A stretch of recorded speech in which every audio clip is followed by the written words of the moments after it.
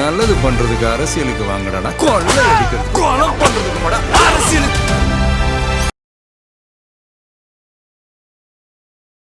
எதனால அந்த கூட்டணி அறிக்கிறதுக்கு நோக்கம் என்ன, தேவை என்ன? மக்களை காப்பாற்ற வேண்டும், தொண்டர்களை காப்பாற்ற வேண்டும் ஐயா ராமதாஸுக்கு. அதே போல அதே கொள்கையை பின்பற்றி மக்களை காப்பாற்ற வேண்டும், தொண்டர்களை காப்பாற்ற வேண்டும், தீய சக்தி திமுகவிலிருந்து அதிகாரத்தை வீழ்த்த வேண்டும், துரோகிகளுக்கு பாடம் கற்பிக்க வேண்டும். யார் துரோகிங்க? எங்களுக்கு எதிராக இருக்க அத்தனை பேரும் துரோகி தான். எதிரி திமுக, எங்களுக்கு எதிராக கொடுக்கக்கூடிய அத்தனை பேரும் துரோகி தான் சார். தீய சக்தி திமுகன்னு சொல்றதுக்கு காரணம் என்ன? தீய சக்தி தானே. விஜய் சொல்ற மாதிரி நீங்களும் சொல்ற மாதிரி இருக்கு. மக்கள் ஆதரவு இருக்கா சார்? மக்கள் ஆதரவு நீங்கள் தேர்தல் கழிச்சு தான் பார்க்கணும். நீங்க எந்த கொள்கை அடிப்படையில் நினைச்சிருக்கீங்க? அம்மாவின் கொள்கை, புரட்சித் தலைவர் எம்ஜிஆரின் கொள்கையை பின்பற்றி. அதுதான் அதிமுக இருக்குல்ல, எடப்பாடி பழனிசாமி. அது எடப்பாடி கம்பெனி. ஏங்க என் காட்டில் பூசணிக்காய் கிளம்ப 80 ரூபா விளங்க மாட்டாங்க, வகுத்தால் ஓடி போகணும்னு திட்டுறேன். அப்போ அது ஏதோ நடக்க போகிறேன்ட்டு யாரும் ஒருத்தர் கிளம்ப நீ எங்கள் சண்டைக்கு வர்ற. அப்போ அந்த மாதிரி அது மாதிரி தான் ஓடிச்சு. கூட்டத்தெல்லாம் கூட்டல. அவருக்கு உண்மையிலே இயற்கையாக வர்ற கூட்டம் சேர்க்கல. அவர் இயற்கையாகவே அவருக்கு வர்றது கூட்டங்கள், அதில் எந்த மாற்றம் இல்லை. அதெல்லாம் வாக்குகளாக மாறுமா? அடுத்த எம்ஜிஆர்ன்ற மாதிரி சொல்றாங்களே, அவங்க சொல்லுவாங்க 1970 நடந்த மாற்றங்கள் போல, இல்லை 1996 நடந்த மாற்றங்கள் போல இந்த மாற்றங்கள் இருக்கும் அப்படின்ற மாதிரி. அந்த அளவுக்கு தமிழக மக்கள் முட்டாளா?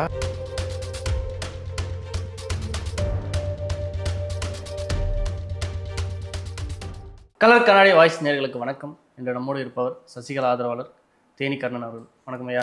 தம்பி வணக்கம். எப்படி இருக்கீங்க? நல்லா இருக்கேன் தம்பி. நேற்று வந்து கூட்டணி அறிவிச்சிருக்கீங்க. ஆமாம், ராமதாஸ் சசிகலா அப்படின்ற மாதிரி. எதனால் அந்த கூட்டணி அறிவிக்கிறதுக்கு நோக்கம் என்ன, தேவை என்ன? மக்களை காப்பாற்ற வேண்டும், தொண்டர்களை காப்பாற்ற வேண்டும் ஐயா ராமதாஸுக்கு. அதே போல் அதே கொள்கையை பின்பற்றி மக்களை காப்பாற்ற வேண்டும், தொண்டர்களை காப்பாற்ற வேண்டும், தீய சக்தி திமுகவிலிருந்து அதிகாரத்தை வீழ்த்த வேண்டும், துரோகிகளுக்கு பாடம் கற்பிக்க வேண்டும். இதுதான் கொள்கை. யார் துரோகிங்க? எங்களுக்கு எதிராக இருக்க அத்தனை பேரும் துரோகி தான். எதிரி திமுக, எங்களுக்கு எதிராக கொடுக்கக்கூடிய அத்தனை பேரும் துரோகி தான் சார். விளக்கம் சொல்லணுமா? எடப்பாடி பழனிசாமி, திரு டிடிவி தினகரன், அதே போல் அன்புமணி ராமதாஸ், எல்லாமே துரோகி தானே. ஒரு குறுகிய வட்டத்தில் அவங்கெல்லாம் எதனால் போய் அப்படி நிற்கிறாங்கன்னு தெரியல. தமிழக மக்களுடைய மனநிலை என்ன, நம்மளுக்கு வாக்களிக்கிற தொண்டர்களுடைய மனநிலை என்பதை புரியாமல் யாரோ ஒருத்தர் சொல்கிறாரு மேலிருந்து, அவர் பின்னாடி போவோம்னா வரக்கூடிய தேர்தலில் தீர்ப்பு வேறு மாதிரி இருக்குமே. உங்களுக்கு கோர்ட்டு தீர்ப்பு வரலாம். இப்போ அன்புமணி அவர்களுக்கும் கோர்ட்டு தீர்ப்பு வரலாம். அதே போல் எடப்பாடி பழனிசாமிக்கும் கோர்ட்டு தீர்ப்பு. அவங்க யாரும் கூட்டணி உங்களை சேர்த்துக்காதனால இப்படி ஒரு கூட்டணிக்கு போயிட்டீங்க. இல்லை, அது எப்படி நீங்கள் சொல்ல முடியும்? நாங்கள் எங்கே அப்படி விமர்சனம் பண்ணுறாங்க அதிமுக. இல்லை, ஒரு விஷயம் தம்பி, பண்ணக்கூடிய நபர்கள் பண்ணத்தான் செய்வாங்க. எங்களை நாங்கள் சரியாக இருக்கிறோம். இன்றைக்கி பாருங்கள், இந்த 4 நாளாக விருப்பமனு கட்டுறதுக்கு நீங்கள் அதான் வாங்கன்னு சொன்னேன். உங்கள் சேனல் அங்கேயே வாங்கன்னு சொன்னேன். அவ்வளோ அலைமோது மக்களுடைய கூட்டம், அதிமுகவினுடைய தொண்டர்கள், நிர்வாகிகள் வர்றாங்க. அப்படி இருக்கும் பொழுது வரக்கூடிய தேர்தல் என்பது ஒரு சாதாரணமாக நம்ம நீங்கள் நினச்சிடக்கூடாது. எங்கிட்ட யாரும் கூட்டணி தேவையில்லை. ஐயா ராமதாஸ் இருக்காரு, அரசியல் ஞானி தான் வரும். அதே போல் சின்னம்மா இருக்காங்க, பல முதலமைச்சரை உருவாக்கணும், சின்னம்மா இருக்காங்க. கண்டிப்பாக தீய சக்தி திமுகவுக்கு எதிராகவும் துரோகத்துக்கு எதிராகவும் எங்களுடைய தேர்தல். தீய சக்தி திமுகன்னு சொல்கிறதுக்கு காரணம் என்ன? தீய சக்தி தானே. விஜய் சொல்கிற மாதிரி நீங்களும் சொல்கிற மாதிரி இருக்கு. இல்லை, நாங்கள் விஜய் நேற்று வந்திருக்காரு சார். நாங்கள் ஆரம்பத்தில் தீய சக்தி திமுக, அதுக்கடுத்து அம்மா சொல்லுவாங்க மைனாரிட்டி திமுக, மைனாரிட்டி திமுகன்னுவாங்க. அது எங்களுக்கு எதிரி, பிரதான எதிரி அவங்க தானேங்க. ராமதாஸ் சாருக்கு இப்போது பெருசாக செல்வாக்கு இல்லை. அவர் கட்சியை வந்து செல்வாக்கு அன்புமணி பறிச்சுட்டு போயிட்டார். இப்போ ராமதாஸ் கிட்ட இருக்கிறது ஒரு ஒற்றை இலக்கில் தான் இருக்காங்க. அதிமுக இப்போ சசிகலா ஆதரவாளர்களும் ஒரு ஒற்றை இலக்கில் தான் இருக்காங்க. அவங்க என்ன வெற்றி பெற போகிறாங்க அப்படின்ற மாதிரி சில விமர்சனம்லாம் வைக்கிறாங்க. யார் ஒருத்தருக்கும் விமர்சனங்கள் வரத்தான் செய்யலாம். ஐயா ராமதாஸ் அந்த பாமக என்ற ஒரு நிறுவன தலைவர், அவர் உருவாக்கின அந்த இயக்கத்துக்கு அவருடைய ஆதரவு தான் 99% இருக்குது. அவருக்கு தான் ஆதரவு இருக்குது. அப்படின்ட்டு இருக்கும்போது அதே போல் அம்மாவுக்கு அடுத்தபடியாக சின்னம்மாவை தான் ஒரு அந்த பொதுச்செயலாளர் போஸ்ட்டில் பார்க்குறாங்க. அப்படின்ற போது இன்றைக்கி அதுதான் உங்களை அங்கே வர சொன்னேன். அதிமுகவில் இருக்கக்கூடிய இந்த தமிழ்நாடு, பாண்டிச்சேரி அத்தனை இடத்துலையும் வந்து விருப்பமனு கட்ட வராங்க. விருப்பமனு ஒருத்தர் கட்டினா பின்னாடி 50 பேர் வர்றாங்க. எவ்வளோ எழுச்சியாக இருக்குது. தொண்டர்கள் ஆதரவு இல்லை, அது இது இல்லைன்னு சொல்கிறதெல்லாம் வந்து அது வெறுமனே பேசக்கூடியது. ஊடகங்கள் பேசலாம். ஊடகங்கள் நிறையா நல்ல விஷயம்னு சொல்லுது, ஊடகம் கெட்ட விஷயம்னு சொல்லுது. ஒரு சில நபர்களுக்கு தனிப்பட்ட சப்போர்ட்டும் பண்ணுது. வரக்கூடிய தேர்தலில் நாங்கள் தான் உண்மையான அதிமுகவின் தொண்டர்கள் அப்படின்னு காமிக்கிறதா ஒரு இயக்கத்தை ஆரம்பித்து அந்த இயக்கத்தினுடைய பேரை அறிவிச்சு, கொடியை அறிவிச்சு, சின்னத்தை அறிவிச்சாச்சு. மக்கள் ஆதரவு இருக்கா சார்? மக்கள் ஆதரவு நீங்கள் தேர்தல் கழிச்சு தான் பார்க்கணும். இன்றைக்கி கூட நீங்கள் உங்கள் சேனல் அங்கே தான் வர சொன்னீங்க. மக்கள் ஆதரவு அங்கே வரப்போ யார் மிருகங்களாக வர்றாங்க? மக்கள் தான் வர்றாங்க, மனிதர்கள் தான் வர்றாங்க. ஏன் சார் என்ன மக்கள் ஆதரவு இருக்கு சார்? மூன்றாவது நாளாக அங்கே நிற்க முடியல. இப்படி ஆட்கள் நிற்க முடியல, அந்த கூட்டம். இப்போ 3 மணிக்கு தான் சின்னமாக வந்து அப்பாயின்மெண்ட். அதுக்கு முன்னாடி பூராமே வந்து விருப்பமனு கட்டிகிட்டு இருக்காங்க. வந்து பாருங்களேன், எந்தெந்த மொழியில் வச்சு உட்காந்து எழுதிக்கிட்டு இருக்காங்க, எத்தனை பேர் லைன் நிற்கிறான்னு பாருங்களேன். சார் எந்த அடிப்படையில், எந்த கொள்கை முடிவிலேருந்து நீங்கள் இந்த ராமதாஸ் அதிமுக சசிகலான்ற ஒரு கூட்டணி அலைன்ஸ் ரெடி ஆனீங்க? இப்போ இவங்க திமுகனா நான் பாஜக எதிர்ப்புன்ற மாதிரி சொல்கிறாங்க, அதிமுகனா திமுக ஒழிக்கணுன்ற மாதிரி சொல்கிறாங்க, விஜய்னா திமுகன்ற ஒரு இதுலேருந்து சொல்கிறாங்க, ஆளுங்கட்சியாக இருக்கனால அப்படி எதிர்ப்பு இதுலேருந்து பாருங்க. நீங்கள் எந்த கொள்கை அடிப்பிலேருந்து இணைஞ்சிருக்கீங்க? அம்மாவின் கொள்கை, புரட்சித் தலைவர் எம்ஜிஆரின் கொள்கையை பின்பற்றி அதிமுக இருக்குல்ல, எடப்பாடி பழனிசாமி, அது எடப்பாடி கம்பெனி. அம்மாவின் கொள்கையை பின்பற்றியிருந்தா பாஜகவோட கூட்டணி வைக்க மாட்டார். பாஜகவுடைய அது யாரு அமைச்சர், ஒரு பொது அவர் இருக்காருல்ல, ஒரு அமைச்சர் அமித்ஷாவா, அமித்ஷா காலில் விட, உள்துறை அமைச்சரா, உள்துறை அமைச்சர் அமித்ஷா காலில் விட மாட்டாரே. அம்மா என்ன சொன்னாங்க? ஒரு தவறு செய்து விட்டேன், இனி ஒரு காலத்தில் என்னுடைய இயக்கத்தினுடைய தொண்டர்களும் சரி, நிர்வாகிகள் அது தவறு செய்ய மாட்டான்னு சொன்னாங்களே. நீ அம்மா இறப்புக்கு பிறகு சின்னம்மா சிறைக்கு போன அமித்ஷா காலில் தானே கிடக்காங்க இவங்க. அப்படின்ற போது என்ன கொள்கை இருக்குது? அதனால தான் தொண்டர்கள் ஆதரவு இல்லை. தொடர்ச்சியாக 10 தோல்வி பழனிசாமி என்ற பட்டத்தை கொடுத்துருக்காங்க தொண்டர்கள். அப்போ தொண்டர்கள் முடிவெடுப்பாங்க இல்லையா? இல்லை, ஆரம்பத்தில் வந்து ஒருங்கிணைக்கப்பட்ட அதிமுகன்ற மாதிரி ஒரு முழக்கங்கள்லாம் ஏற்பட்டு இருந்துச்சு. ஒரு பக்கம் பன்னீர்செல்வம், செங்கோட்டையன் இந்த மாதிரிலாம் நினச்சிட்டு இருந்தாங்க. அப்படி இல்லாமல் வெளியேறினால உங்களுக்கு எதனா அதில் பாதிப்பு இருக்கா? தனிப்பட்ட மனிதன். இப்போ நான் இருக்கிற தேனிக்கர்ணன், அவ்வளோதான் சின்னம்மாக்கு ஆதரவு. நான் வெளியே போயிட்டால் சின்னம்மா ஆதரவோட என் பின்னாடி வந்துடுவாங்களா? வரமாட்டாங்க. அதனால் செங்கோட்டையன் போனதுனால, அண்ணன் ஓபிஎஸ் போனதுனால, இதே டிடிவி தினகரன் போனதுனால அதிமுக தொண்டர் பின்னாடி போயிடுவாங்கன்னா அதெல்லாம் முட்டாள்தனமான ஒரு எண்ணம். புரியுதுங்களா உங்களுக்கு?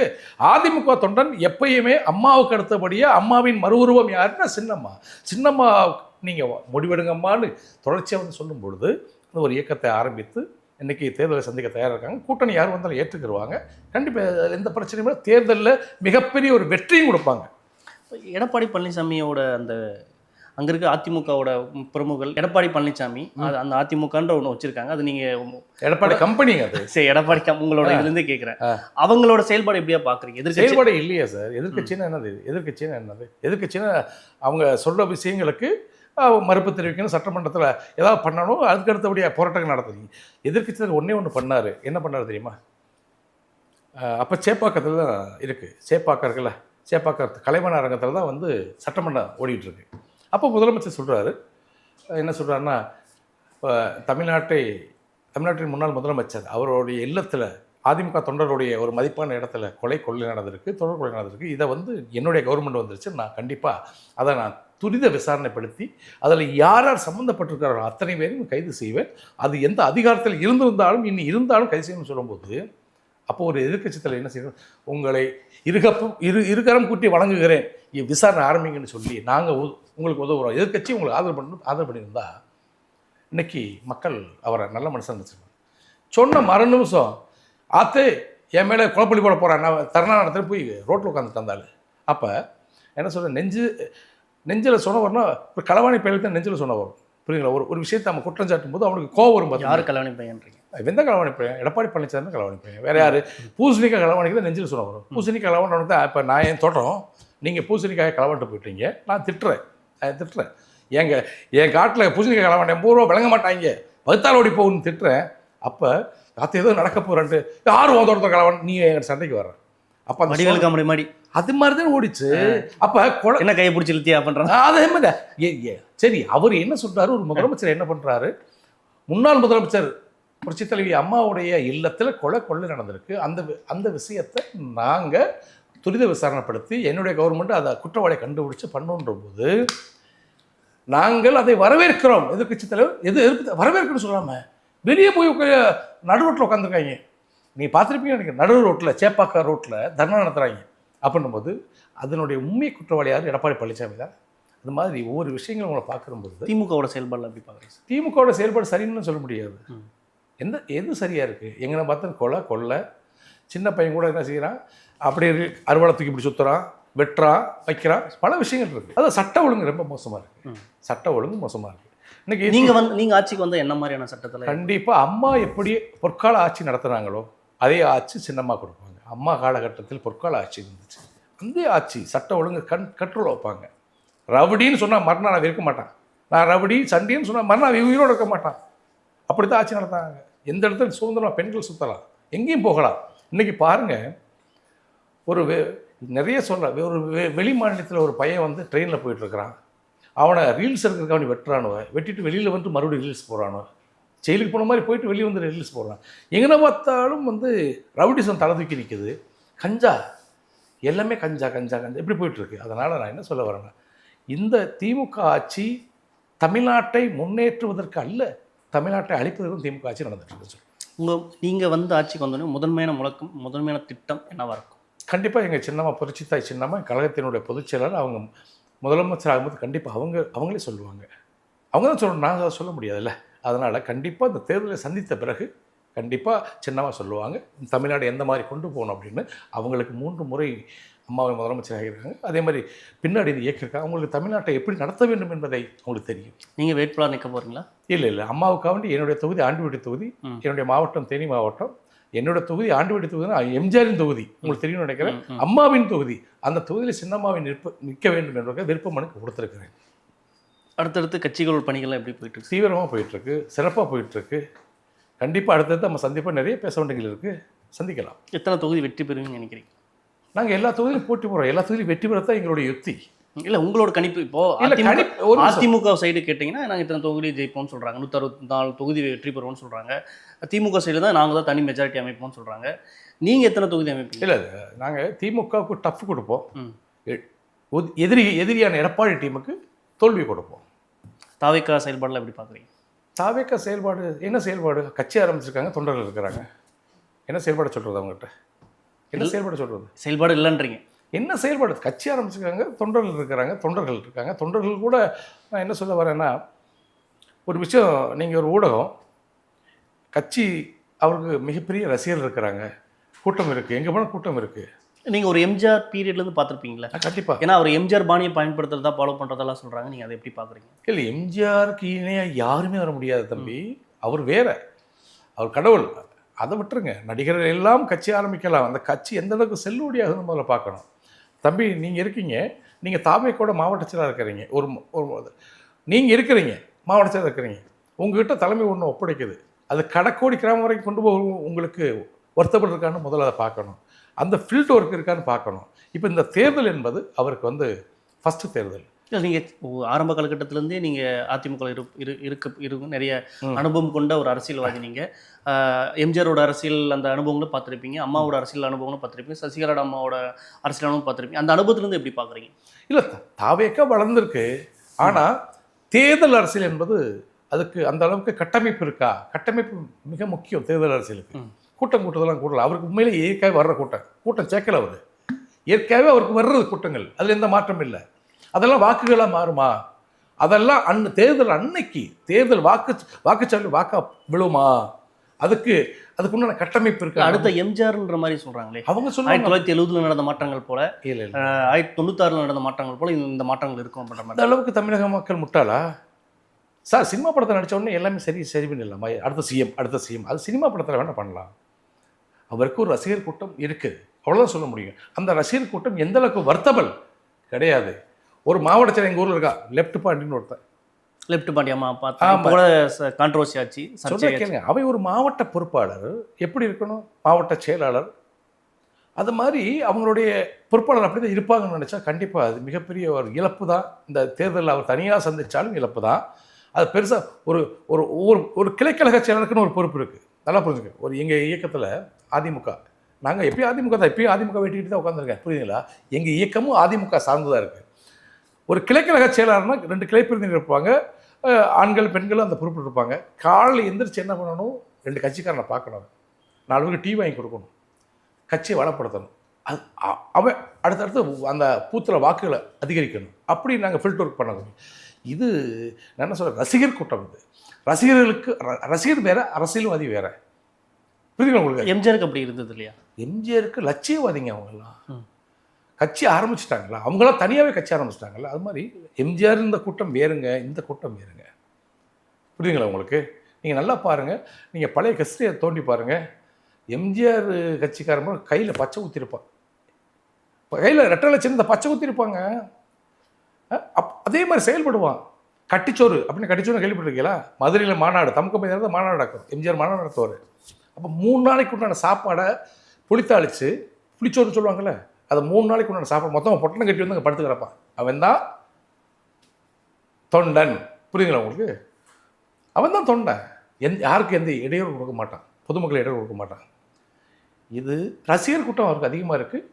அவர் அடுத்த சிஎம்னு சொன்னால் அது வந்து சினிமாவில் தான் சொல்லிக்கலாம், நிஜ வாழ்க்கையில் சொல்ல முடியாது. அவர் தேர்தலை சந்திக்கணும், எத்தனை சதவீத வாக்குகள் அவருக்கு விழுது பார்க்கணும்.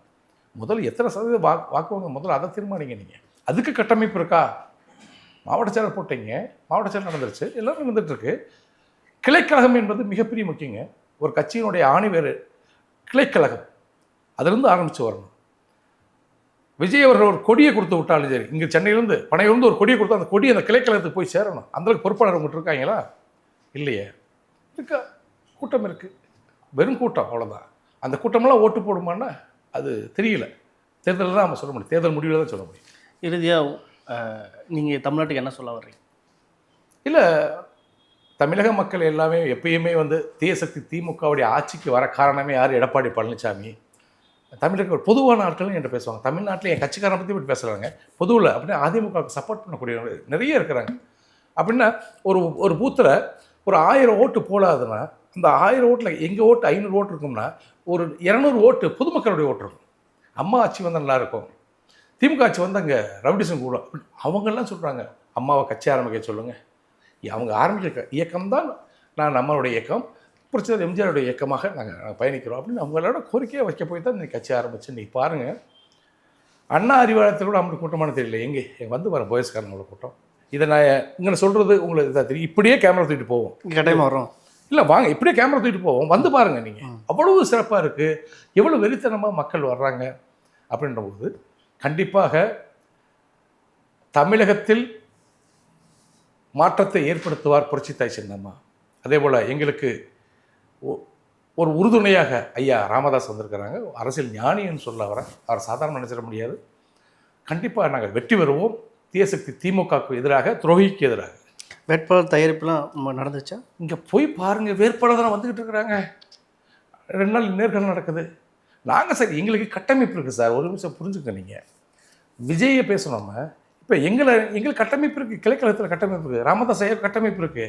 அப்படின்னா பட்டன் மாதிரி வேலை நடக்கும். புரியுதுங்களா உங்களுக்கு? அதனால் எங்களுக்கு இந்த வேட்புமனு முடிஞ்ச பிறகும், எப்படி விருப்பமனு முடிஞ்ச பிறகு அடுத்து நேர்காணல் முடிஞ்ச வேட்பாளர் தேர்வு முடிஞ்சு போச்சு, ஜெயிச்சிருவோம். நாங்கள் கொள்கை அறிக்கைலாம் இப்போ வெளியிட போகிறீங்க? கண்டிப்பாக சின்னமாக சொல்லுவாங்க, சின்னமாக அறிவிப்பாங்க. தகவல் பகிர்ந்துக்கிட்ட மற்றும் போய் சதி பண்ணி வணக்கம். நன்றி.